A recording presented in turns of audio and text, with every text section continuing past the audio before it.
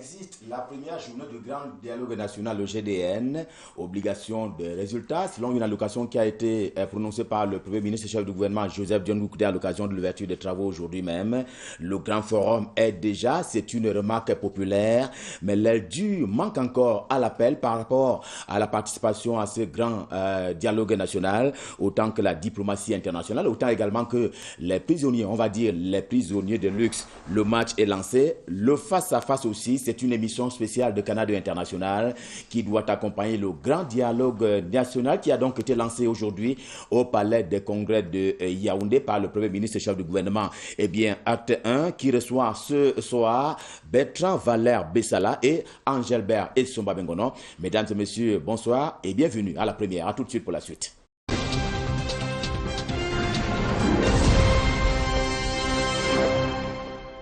Pour la première du face-à-face, ils sont donc deux. J'accueille bien entendu Valère Essomba Kedish, Bertrand Valère Bessala. Monsieur, bonsoir. Bonsoir. Administrateur civil de formation, mais surtout désormais le guide de Jouvence. Qu'est-ce que c'est Jouvence? Jouvence, c'est un parti politique nouveau dans le Landerneau, l'opposition. On n'imaginait pas un fonctionnaire de la République qui migre vers la création d'un parti politique. On s'imaginait que tout le monde rentre dans le RDPC. Le président a consacré la liberté, alors nous en jouissons. Bienvenue sur ce plateau. Face à vous, Angelbert Essomba Bengono, qu'on ne présentait plus sur les antennes de Canal International. Monsieur, bonsoir. Bonsoir. Alors, avec vous, on va faire le premier bilan de cette première journée des travaux du Grand Dialogue National.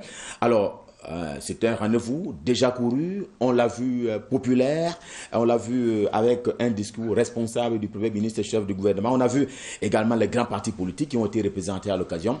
Au RDPC, on va dire, première grande satisfaction.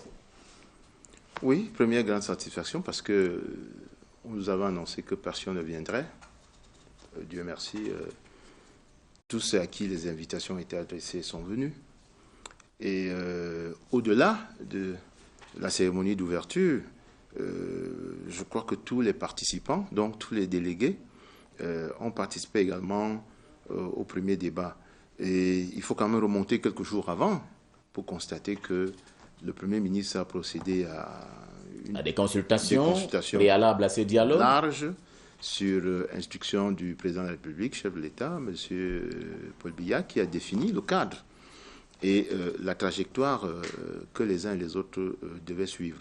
Bien sûr, de nombreuses contributions ont été reçues à cette occasion-là, et je crois que ce moment du grand dialogue va donner l'opportunité à tous les Camerounais de toutes les sensibilités de s'exprimer librement, entièrement et complètement sur les sujets qui les préoccupent dans le plus grand intérêt du peuple camerounais et du Cameroun. Sur le plan de la représentation, il y a toutes les composantes sociologiques, tous les tableaux sont bien présents, c'est votre opinion, mais il y a l'aile dure qui manque. Bertrand Valère Bessala, on n'a pas vu la diplomatie internationale, on n'a pas vu les prisonniers de luxe, on n'a pas vu non plus une mobilisation particulière en provenance donc des personnes qui auraient dû quitter la bourse pour venir participer au dialogue à Yaoundé. Est-ce que c'est un problème de lieu, Bamenda, enfin Yaoundé au lieu de Bamenda? Il faut rappeler que Yaoundé, c'est le siège des institutions, donc le cœur de la République. On peut comprendre que le lieu se justifie ici. Mais je crois que, parlant de la diplomatie, ce n'est pas le lieu d'appeler la diplomatie. Nous sommes dans une affaire intérieure. Et moi, je souscris à cette approche du président de la République, c'est-à-dire de consacrer le dialogue national uniquement aux fils du Cameroun. C'est de l'extérieur et c'est de l'intérieur. La diplomatie aurait pu faire ce travail depuis 3-4 ans. Elle ne l'a pas fait. On a vu comment les Américains ont tergiversé, les Français ainsi de suite, les Norvégiens, les Allemands d'ailleurs, que l'aile dure que vous évoquez, et j'aimerais sur ce point, a dû faire appel. Il y a dans quelques missives qu'on a eu à suivre avec l'homme qui se retrouve de l'autre côté. Vous avez parlé des prisonniers. Dans une lettre qu'il a adressée et dans leur proposition qu'ils ont adressée au Premier ministre en disant qu'il fallait l'Allemagne, il fallait la Norvège, il fallait l'Afrique du Sud, il fallait les États-Unis, ainsi de suite. Non, ce n'est pas le lieu de faire appel à la diplomatie. Les voies diplomatiques sont faites, elles sont connues, et les circonstances aussi, elles sont connues. Et le président, je crois, dans son discours, l'a bien mentionné, qu'effectivement, la diplomatie devait se mettre en branle avec les partenaires du Cameroun pour faire rapatrier ou alors abandonner toute collaboration avec tous ceux qui sont reconnus comme semeurs de désordre dans ce pays. Alors, pour vous, à l'entame des travaux, c'est déjà un dialogue politique ou alors il est scientifique? C'est un dialogue, on ne peut pas dire scientifique. Il est politique. C'est un dialogue politique, qu'on le veuille ou pas, il est politique. Je suis désolé parce que lorsque nous voyons les problèmes qui sont posés, ce n'est pas des problèmes scientifiques. C'est des problèmes de gouvernance, c'est des problèmes politiques. Est-ce que la démarche, l'organisation autour, la qualité des personnes conviées, le cadre qui a été préalablement défini, tout cela ne converge pas à dire on ne veut pas de débats d'ordre politique, on veut les débats à caractère scientifique? Non.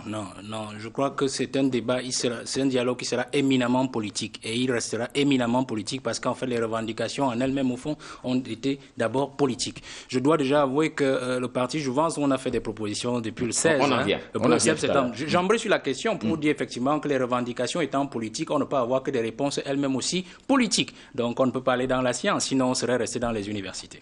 Angèle Souba-Bengono, à un moment donné, on a parlé de championnat d'élite. Donc, comme il dit que c'est politique, le RDPC s'est réuni pour citer un journal, un congrès du RDPC. Non, vous avez bien vu que le caractère éclectique et divers de la participation aujourd'hui montre très bien qu'il ne s'agit pas d'un congrès du RDPC. Non, le RDPC comme parti républicain qui exerce ses activités librement conformément à la loi, a répondu à un appel, celui lancé par le président de la République, d'apporter sa contribution. Et vous avez vu la délégation du RDPC, conduite par son secrétaire général, le secrétaire général du comité central, porter cette contribution documentée au Premier ministre, chef du gouvernement. Donc, il ne s'agit pas d'un congrès du RDPC. Je crois que c'est une mauvaise langue qui voulait nous prêter la mauvaise intention de confisquer le débat. Je dis politique. Oui, mais pragmatique. C'est pour cela que je ne suis pas d'accord avec vous sur le côté scientifique du débat qui doit avoir lieu là-bas. Parce que lorsque vous regardez les sujets qui sont inscrits sur la feuille de route que le Premier ministre a confirmé aujourd'hui, et bien d'autres qui figurent dans des propositions qu'on avait lues ici. En tout cas, on en vient tout à l'heure. Je voudrais qu'on ressorte un peu de la question de la qualité des participants. Oui, la qualité des participants. Maître Ndong, Christophe, avait dit en son temps que le leader des mouvements sécessionnistes, c'était Ayub Tabé. Il n'est pas là. Oui, mais M. Ayub Tabé s'est disqualifié lui-même. Nous aurions souhaité qu'il transformât son procès en tribune offerte à un leader. Mais il a passé son temps à chanter, au lieu de se défendre et de parler véritablement comme un leader. Beaucoup attendaient que son procès soit effectivement l'occasion de poser ne fût-ce que de façon rhétorique, la problématique de la cause qu'il prétend défendre. Jusqu'ici, nous attendons qu'il s'exprime comme un leader. Et il s'est disqualifié également en ne prenant pas la responsabilité de ce qui s'est passé. Un leader prend des responsabilités. Est-ce que c'est lui qui a donné les ordres d'enlever le sous-préfet de Batibo et de l'exécuter? Il doit répondre à cette question. Est-ce que c'est lui qui a donné les ordres de commettre les exactions, de tuer des prêtres, de brûler les hôpitaux, de brûler les écoles? Est-ce que c'est lui qui a donné l'ordre d'assassiner encore cette nuit une gardienne de prison dans le sud-ouest? Donc, il doit assumer cette responsabilité. Parce que lorsque vous dirigez un mouvement qui se réclame de la sécession, vous avez certainement des gens sur le terrain pour essayer de faire pencher la balance de votre côté sur le plan armé, mais vous avez une responsabilité politique. Alors, Ayub Tabé ne s'est jamais présenté comme un responsable politique de la sécession, comme le leader qui donne les ordres, comme le responsable de tout ce qui s'est passé et dont nous regrettons aujourd'hui la commission sur le terrain. Donc, je me résume en disant que nous aurions entendu effectivement, et la question a même été posée à un moment donné, avec qui allons-nous discuter, puisque la question, cette problématique de leadership s'est posée, d'autant plus qu'entre-temps, vous avez bien vu comment le leadership des séparatistes a explosé en 1000 morceaux, au point que dans des tentatives de négociation du côté de Genève, on a vu pas moins de 12 groupes qui se réclamaient de la même cause. La balle est au centre. Je pose la question et la parole sera à celui qui veut la prendre. Est-ce que selon vous, d'abord la question de la durée, 5 jours, est-ce que cela est suffisant? Et puis, est-ce que le Cameroun est assez vieux pour que on en arrive à ce débat franc qui a été lancé aujourd'hui? Est-ce que les ambitions sont claires et légitimes? J'allais même dire légales maintenant. Peut-être que moi, je saute sur la balle. Ah, d'accord. Je saute sur la balle et je pars d'ailleurs sur ce que l'aîné venait de dire et de commencer par là pour dire que pour le cas de M. Ayub Tabé, moi je crois que pour nous, les jeunes de Jouvent, il est disqualifié. il est disqualifié et nous le disqualifions de tous ces débats, tout d'ailleurs comme celui dont vous avez parlé tout à l'heure, celui, l'Alibaba du hold-up.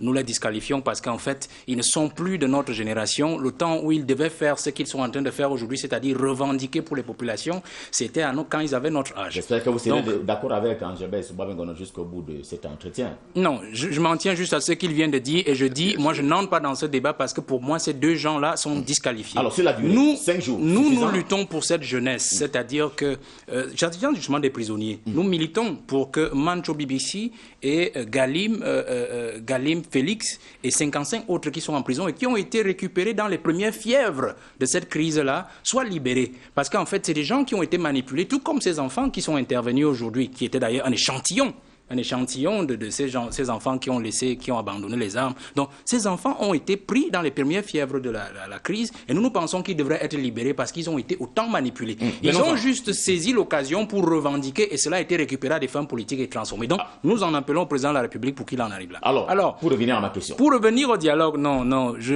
La proposition que nous avons faite à notre position est la suivante. 5 jours de dialogue, ce n'est que le prémisse ou le commencement de la négociation. Et puis, il ne faut pas considérer le dialogue comme étant, même si c'est un dialogue politique, il ne faut pas le considérer comme étant une affaire d'appareil. Le dialogue n'est pas une affaire du RDPC, du SDF, de l'UDC, et ainsi de suite, des gros noms que l'on entend ronfler depuis et qui ne règlent pas la situation depuis. Non. Le dialogue aujourd'hui, tel que nous le voyons, les 5 jours, c'est le départ de quelque chose, une première mouture de proposition. Ce que nous avons pensé, c'est que, en fait, le dialogue commence ce lundi pour s'achever 30 jours plus tard, en principe. On commence d'abord par négocier les termes du dialogue pendant ces assises. Et ce n'est qu'après cela que l'on va opérer une étreinte avec le terrain. Concrètement, qu'est-ce que je veux dire? Je veux dire que le dialogue aujourd'hui n'est pas une affaire entre les élites. Regardez tout le monde qui était invité. C'est des mêmes gens qu'on a l'habitude de voir. C'est des sénateurs, c'est des députés, c'est qui a crié en Europe, qui a crié aux États-Unis, on les a appelés, on les a mis sur la table. Mais ce n'est pas ça le dialogue. Le dialogue aujourd'hui, tel que le président l'a convoqué, c'est l'occasion de renouveler et de renouer le lien ombilical qui a été rompu entre le peuple profond et le président de la République. Entre le peuple profond et les élites. Je dois vous le dire aujourd'hui. La rupture a été opérée entre le peuple et le peuple. Oui, et par le fait de cette élite que nous avons aujourd'hui. Et si nous parlons de la situation du Nord-Ouest et du Sud-Ouest, c'est cette élite du Nord-Ouest qui a rompu ce lien ombilical pour ses fins personnelles, pour leurs intérêts égoïstes. Alors, il est question pour ces 5 jours d'établir les bases premières du dialogue et ensuite d'opérer ce que nous avons appelé une caravane nationale de réconciliation sur le terrain, dans laquelle maintenant on va donc convoquer toutes ces élites, que ce soit de la diaspora, que ce soit de l'intérieur, nord-ouest, sud-ouest, ils doivent aller sur le terrain après ces 5 jours, parcourir chaque arrondissement du nord-ouest et du sud-ouest, écouter, pas donner de grands discours, écouter ces parents, nos grands-parents, nos parents qui y sont restés, et ces enfants qui sont dans la brousse. Parce que, imaginez-vous que cette dame qui a parlé aujourd'hui et ce jeune homme, Yannick, qui ont parlé, ils sont le reflet de cela. Mais ceux qui sont aussi restés en brousse ont besoin de voir leurs élites qu'ils ont vomi depuis. Parce que nous avons beau parler à Yaoundé jusqu'à vendredi, mais il y a bien des choses. Le petit vieillard qui est à Yomodjok va vous dire, ils ont fait leurs choses à Yaoundé, moi j'ai vu personne ici pour venir aussi m'écouter. C'est ça le dialogue. Donc ils ont besoin de se sentir importants, ils ont besoin de se sentir écoutés. Et pour cela, les élites doivent aller sur le terrain. Réaction? Angélbert Souba Bengono. Oui, je comprends la position de M. Bessala, qui est une position, j'allais dire, politique, parce qu'il est un responsable politique. Mais je vous l'ai dit tout à l'heure, le dialogue est certes politique, mais d'abord pragmatique, parce qu'il y a des problèmes à résoudre. Et le problème à résoudre, il se résume en un seul mot. J'allais dire, en quelques mots, le retour à la vie normale au nord-ouest et au sud-ouest. Et quand vous regardez l'affaire de route, je n'ai pas l'impression que ce qu'il dit n'a pas été fait. Le Premier ministre est descendu là, dès sa nomination au nord-ouest et au sud-ouest. Donc on a écouté tous les Camerounais à partir de Bamenda. Le gouvernement, avant celui du 4 janvier, est également allé là-bas plusieurs fois. Plusieurs fois. Le gouvernement a sur le terrain des autorités administratives, des sous-préfets, des préfets, des gouverneurs, des services déconcentrés qui ont relayé la situation telle qu'elle se déroule sur le terrain. Les populations ont des groupes, des associations, des chefs traditionnels, des syndicats, des ordres corporatistes qui ont relayé l'information par rapport à des préoccupations, par rapport à leur sensibilité. Les chiffres publiés par l'Institut national de la statistique nous ont révélé la situation économique désastreuse. Donc, l'information ne manque pas. Il faut maintenant résoudre les problèmes. Comment on fait? Je vous prends un seul problème. Nous sommes aujourd'hui à un peu plus de 35 000 réfugiés au Nigeria. Le débat qui s'est ouvert aujourd'hui doit trouver vendredi la solution pour leur retour au Cameroun. Le temps est-il suffisant, selon vous? Le temps est suffisant. C'est pour cela qu'il y a toute une commission sur le retour des réfugiés et des personnes déplacées. Ça, c'est la commission numéro 6. Comment on fait pour les faire revenir au Cameroun? Est-ce qu'on établit un pont aérien pour aller les chercher? Est-ce qu'on met à la disposition de ces réfugiés un bateau pour utiliser la voie maritime? En tout état de cause, vendredi, nous devons avoir une solution qui porte déjà à tout le moins sur la mise en place d'une délégation qui va au Nigeria, négocier avec le gouvernement nigérian de leur retour sous le regard du Haut Commissariat des réfugiés. Il faut les recenser. Ils sont combien pour le retour? Ça veut dire que quand ils viennent, on a déjà sécurisé les villages et les villes. C'est pour ça que je parlais du côté pragmatique.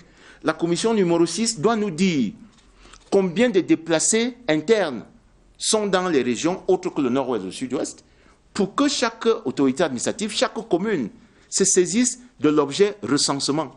Ils sont combien? Quels moyens faut-il pour qu'ils retournent effectivement chez eux? C'est de ça qu'il s'agit.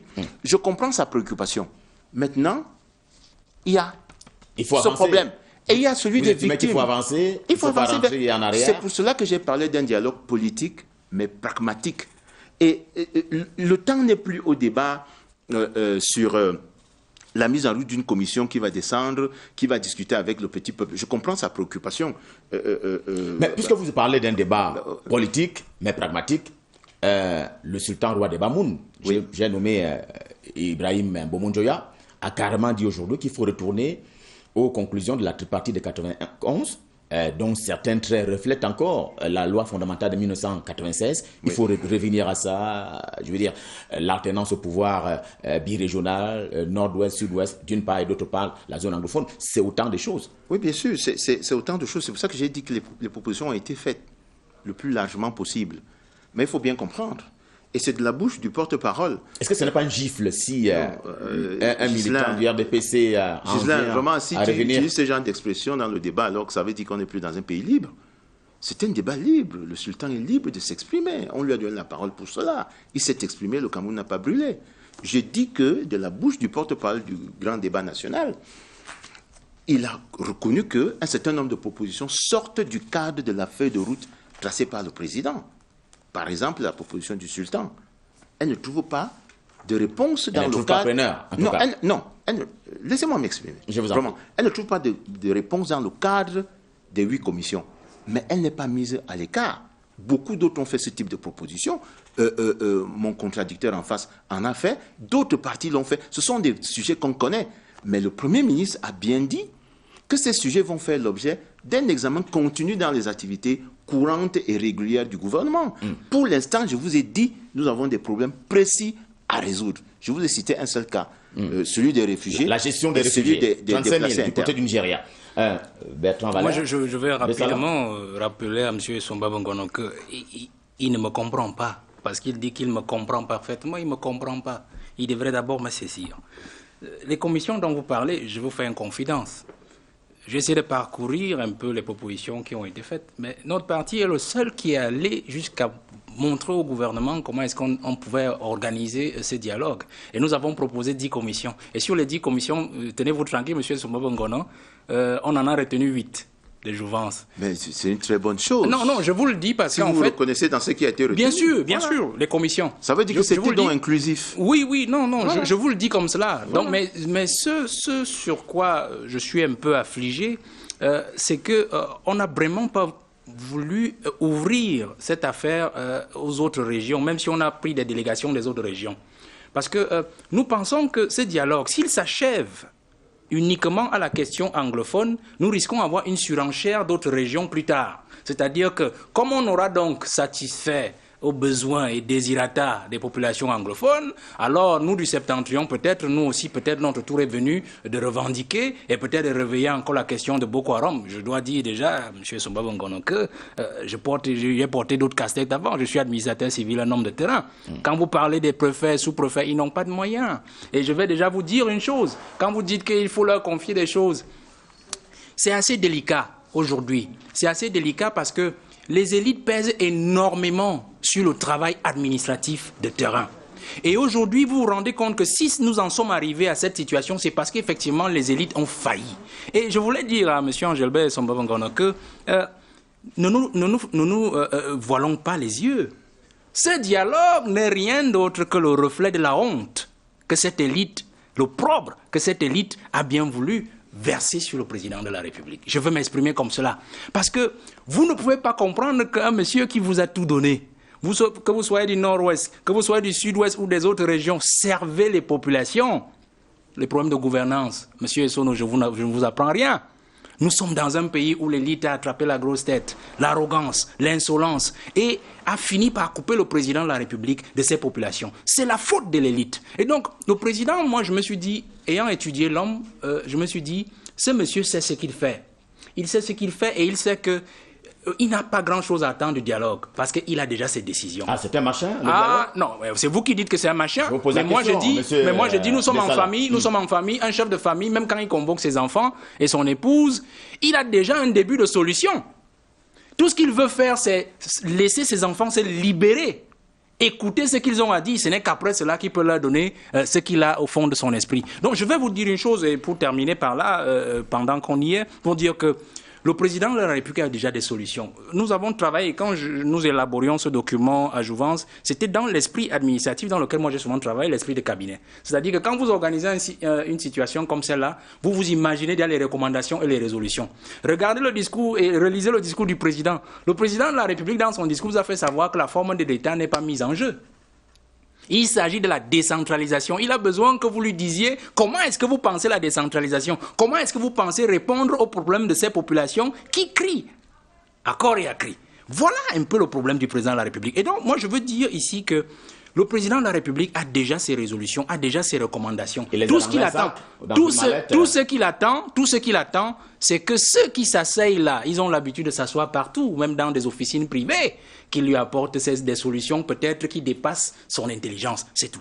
Très bien. Mais dites-moi, vous avez dit que le dialogue en soi-même se déroule, mais il y a déjà des pistes de résolution qui sont dans la mallette du chef de l'État. Mais pourquoi le Premier ministre estime que nous avons, si je le cite, obligation de résultat? Mais vous avez obligation de résultat. La première obligation de résultat, c'est de parler. Ah d'accord, les gens sont pas d'accord. C'est de parler, il faut vous défouler. D'accord. Il faut vous défouler, mais alors, moi je dis, dans le défouloir, il faut intégrer ceux qui doivent effectivement se défouler. C'est pas cette élite. C'est pas cette élite qui a bloqué qui doit se défouler. Alors, deux manquements, selon Bertrand Valère Bessala, M. Angelbert Somba-Bongono. D'abord, la qualité des participants, ils ne sont pas, selon lui, ils ne sont pas légaux, ils ne sont pas légitimes non plus. Et puis... Légitimes surtout. Les gens sont allés là-bas pour se défouler. Non, on assistait donc à un théâtre de défoulement? Non, il faut qu'on se comprenne très bien. Je suis déjà heureux qu'ils reconnaissent le caractère inclusif des consultations qu'a mené le Premier ministre, chef du gouvernement, au point de reconnaître que dans les commissions qui ont été retenues, il y a ces propositions. C'est un grand témoignage qui montre l'ouverture, l'esprit d'ouverture qui a caractérisé le travail du Premier ministre, chef du gouvernement. Ce n'est pas le débat, mais je voudrais qu'on se comprenne bien sur le terme élite. Les élites ne dirigent pas le pays. Les élites n'administrent pas. Lui, il est administrateur civil, homme de terrain. Je ne sais pas quand vous étiez préfet, si c'est les élites qui prennent les décisions. Je n'ai pas été préfet, okay. Sous-préfet. Sous-préfet. Alors, quand vous étiez sous-préfet, je ne sais pas si c'est les élites qui prennent les décisions à votre place, mais en tout cas, moi, je sais que les élites ne dirigent pas. Elles peuvent apporter un concours aux autorités, aux services déconcentrés, aux populations. Elles n'ont pas la responsabilité de l'encadrement, elles n'ont pas la responsabilité de la mise en œuvre des politiques gouvernementales, elles n'ont pas la responsabilité du contrôle que l'administration doit exercer sur ceux qui exécutent la politique du gouvernement sur le terrain. Donc, je voudrais qu'on soit un peu plus atténuant en ce qui concerne la responsabilité des élites, parce qu'elle pourrait nous retourner la même chose en disant, vous les élites administratives, parce que moi aussi j'en suis une, vous avez aussi votre responsabilité. Donc vous avez parlé de la qualité des... Aucun participant ne se réclame d'aucune légitimité. Ils ont été invités à apporter leur contribution à un ensemble de problèmes. Contributions sous forme de solutions qui seront mises en œuvre demain par le gouvernement, par la voie de la loi et par la voie réglementaire. C'est pour cela que le président est clair. Il fixe le cadre dans lequel le grand dialogue national doit s'exercer, c'est-à-dire la Constitution du Cameroun, qui ne suspend aucun pouvoir. Vous avez d'ailleurs constaté qu'aujourd'hui, les administrations ont continué à fonctionner. Le jour n'était pas férié. Beaucoup de ministères ont ouvert. Vous avez constaté que beaucoup de ministres n'ont assisté qu'à la cérémonie d'ouverture et sont rentrés dans leur ministère, conduisent les affaires qui relèvent de leurs compétences. Donc, pour le président de la République, c'est clair, l'obligation de résultats signifie que chaque commission doit rendre une copie avec des résultats concrets sur ce qu'il faut faire. Est-ce qu'il faut prendre une loi pour mettre en œuvre les propositions qui sont faites? Alors on fera une proposition de loi. N'oubliez pas que l'Assemblée nationale ouvre dans quelques jours. Est-ce qu'il faut budgétiser? Parce que ça va coûter cher. Un certain nombre de mesures. La reconstruction, par exemple, elle va coûter cher. L'amélioration de l'attractivité du programme de démobilisation et de désarmement va coûter cher. Le retour des réfugiés, la reconstruction pour les déplacer, c'est des dépenses qui doivent être budgétisées. Et c'est bien que ça se fasse maintenant pour que l'Assemblée nationale qui va ouvrir en session budgétaire prenne tout cela en compte. Voilà de quoi il s'agit.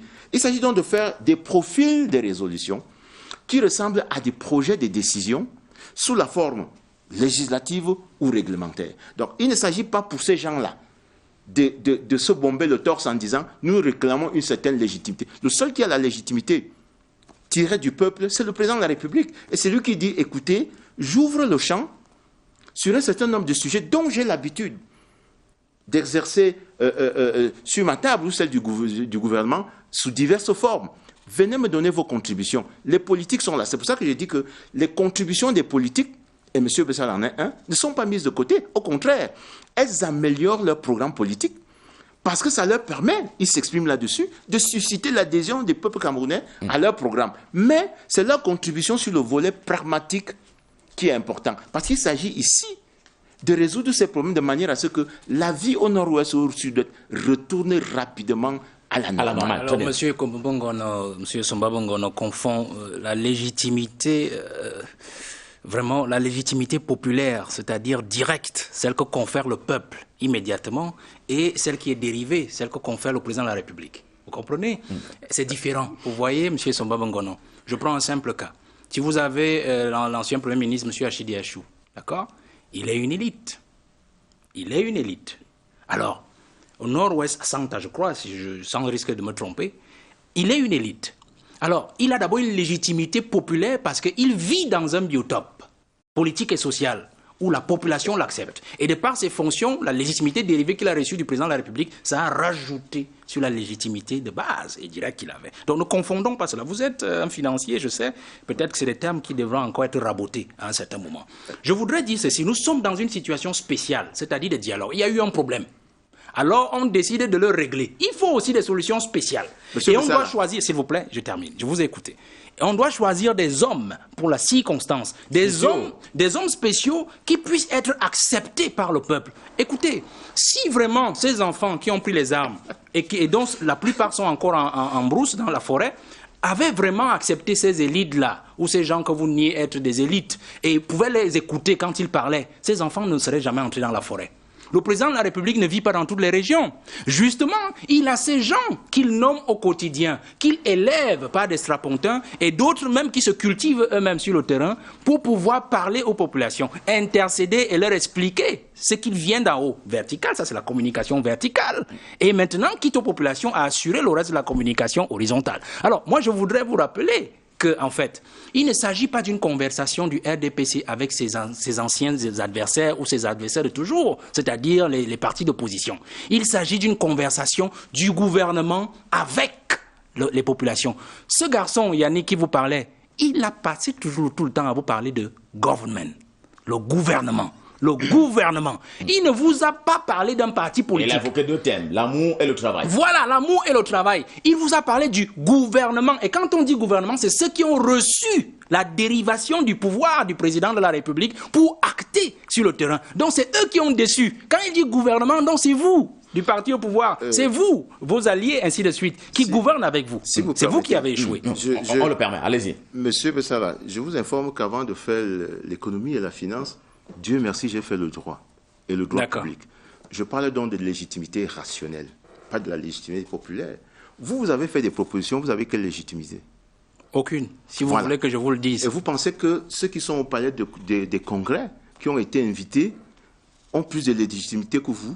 Vous êtes au même pied d'égalité par rapport aux critères de légitimité. Non, je ne peux pas m'estimer au même pied d'égalité que ces gens attendaient. Parce que laissez-moi finir. C'est ce discours justement qui dérange, monsieur. Laissez-moi finir, monsieur Bessara. C'est moi qui ai la parole. Oui, je vous le concède. Je vous le concède. Laissez-moi finir. Et vous la gardez. Laissez-moi et vous la gardez. Non, je refuse. Ah non, je ne peux pas être au même pied d'égalité qu'un ministre de la République depuis Mathusalem. Je ne peux pas être au même pied d'égalité, monsieur Sono. Monsieur Bessara. Non. Je voudrais que vous n'utilisiez pas aujourd'hui ce langage qui noie le président de la République et qui l'empêche aujourd'hui de laisser un héritage à la postérité. Ne prenez pas dans mon temps de parole. Continuez, je vous en prie. Allez-y. Je vous dis donc que vous avez parlé vous-même d'invités spéciaux. Qu'est-ce que vous appelez invités spéciaux? Dans quelle fourche vous les mettez par rapport aux trois types de légitimité? Vous voyez, vous avez un problème. Vous n'avez pas été invité. Moi, je vous comprends. Mais vous avez fait une proposition.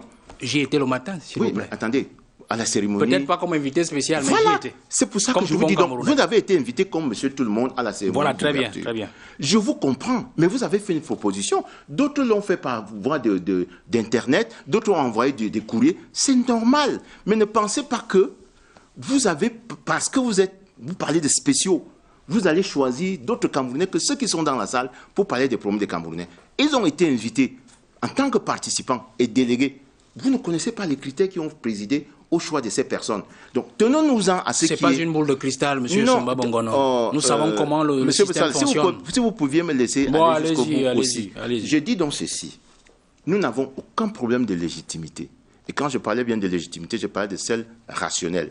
Et aucune légitimité ne vient avant la légalité. Donc, je voudrais que ce genre de débat ne s'installe pas ici. Parce que moi, j'ai eu la chance de faire du droit avant cela. Et quand j'entendais le jeune homme parler aujourd'hui, vous l'avez bien suivi, il a parlé de problèmes extrêmement simples. Vous avez même vu la jeune fille qui est venue dire que on l'a enrôlée parce qu'on lui a promis du travail dans 2 mois. Elle a donc un problème de chômage. Comment on résout ce type de problème? Et c'est ici que la décentralisation devient un mécanisme de basculement très important. Parce qu'il y a une catégorie de problèmes qui devront être mises en œuvre rapidement par les régions et les communes, ne fût-ce qu'au niveau local. Voilà des jeunes qui sont allés parce qu'on leur a fait miroiter un emploi dans une république imaginaire. Ça, on le sait.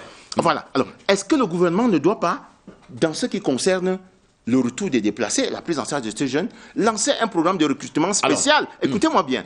Un programme de recrutement spécial, à tout le moins, pour résoudre un problème concret qui a été posé aujourd'hui. Ces jeunes ont parlé vraiment avec le cœur, et nous avons perçu là un problème de désœuvrement, un problème de manque d'activité, et la première réponse va être publique, c'est-à-dire confier aux collectivités la responsabilité de résoudre le problème et donc de matérialiser façon spéciale. La fonction publique territoriale. On ne va pas revenir sur ces jeunes. On ne va pas revenir sur ces jeunes. Ils se sont exprimés. Non.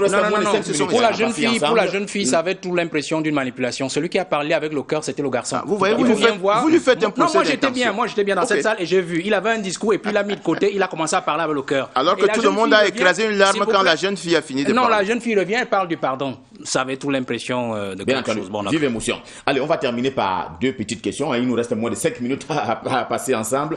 Alors, je voudrais citer le Premier ministre qui a dit qu'il faut un sursaut collectif face aux problèmes matériels. On a évoqué quelques-uns déjà, mais également aux problèmes intellectuels. De quoi voulait parler Joseph John Bouté? Au sursaut collectif. Il a dit quoi?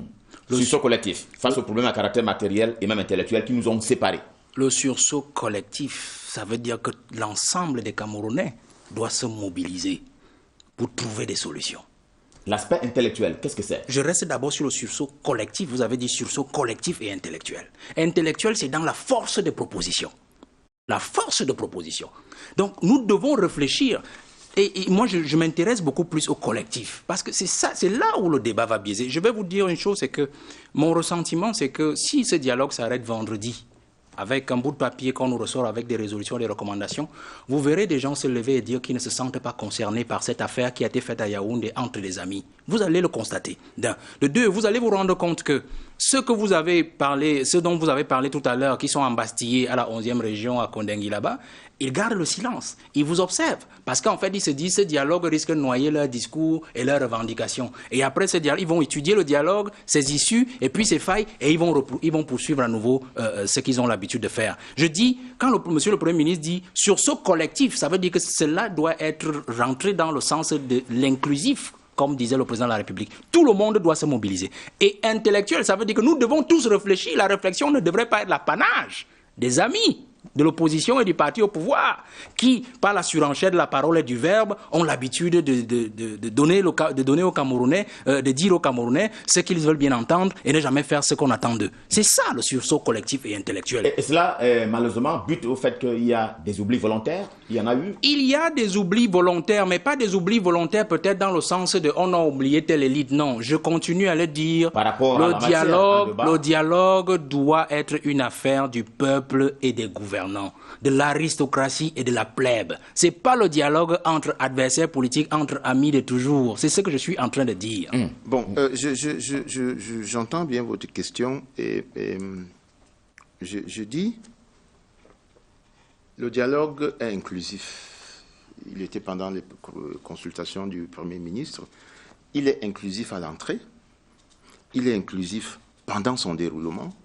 Il sera inclusif dans les résultats et dans le suivi et la mise en œuvre des résultats.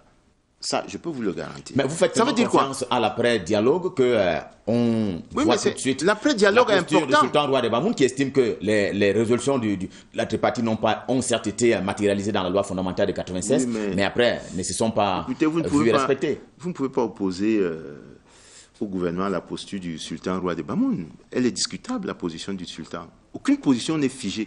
Toutes les positions sont discutables. Sauf si on veut se bomber le torse de maîtriser seule la science et de prendre la clé de la science et là j'étais en brousse. Peut-être il faut dire à M. Somba le caractère inclusif. Le sultan Roi de Bamoun a fait une proposition parce que le parti au pouvoir n'a pas jugé utile de faire une proposition lors du dialogue et a laissé les autres proposer. Le caractère inclusif veut dire justement dire qu'il faut se gargariser, j'allais dire, si vous permettez l'expression, d'humilité. Tout le monde est appelé à faire une proposition. Faites des propositions, faites des contributions. Le président a utilisé le mot contribution 3 fois dans son discours. C'est la saison des contributions. Contribuons au dialogue, apportons des idées. Oublions que nous savons des choses. Oublions même que nous avons des positions où nous pouvons plus ou moins régler des problèmes. Apporter des contributions. C'est ça le caractère inclusif. Et le dialogue va se dérouler sous cette inclusivité. Et les résolutions seront mises en œuvre également sous le caractère, dans leur inclusivité, mais avec la responsabilité sur un certain nombre de personnes.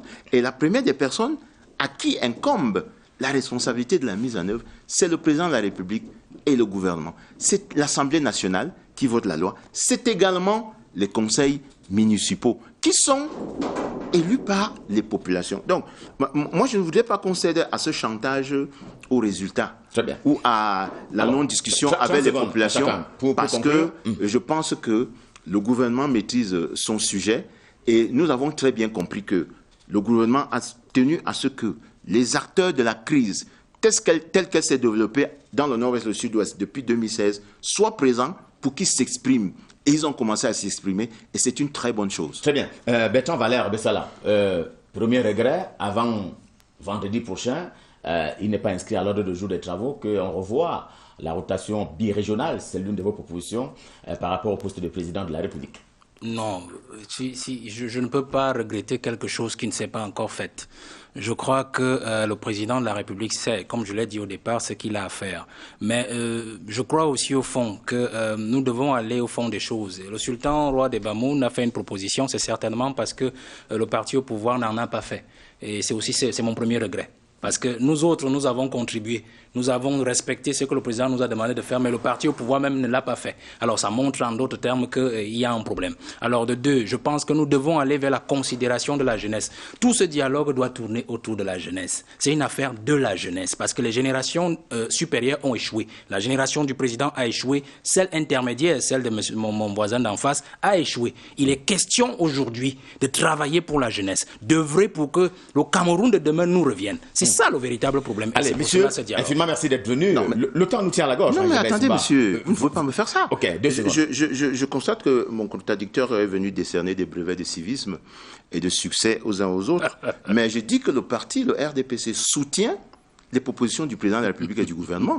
Donc, il n'a plus rien à offrir. Vous connaissez notre programme. Vous connaissez ce que nous faisons. C'est vos propositions qu'on attend. Et le sultan n'a pas fait de propositions parce qu'il y a vacuité de propositions. Au contraire, c'est des idées que le sultan a lancées pour améliorer le débat et la qualité des discussions. Aljabert Soumbabengone est naturellement membre de la communication du RDPC, le Rassemblement démocratique du peuple camerounais, qui s'organise comme à chaque événement d'ailleurs autour de l'actualité pour pouvoir expliquer, réexpliquer quels sont les intérêts de son parti politique et donc de son chef, le président Paul Biya. Il était avec nous sur ce plateau au même titre que Bertrand Valeur Bessala. Il est administrateur civil et il est le guide de Jouvence. C'est désormais un parti politique dont il faudra s'habituer sur le ciel du renouveau. C'était la première du face-à-face à l'occasion de ce GDN, le grand rendez-vous national qui a commencé ce matin ici même à Yaoundé. Stop fin, merci d'avoir suivi. Bonsoir et la suite des programmes sur Canal International, c'est tout à l'heure le journal à 19h50 et après ce journal, il y aura un débriefing sur la conduite de Patrick Christian Dobo. Bonsoir et à bientôt.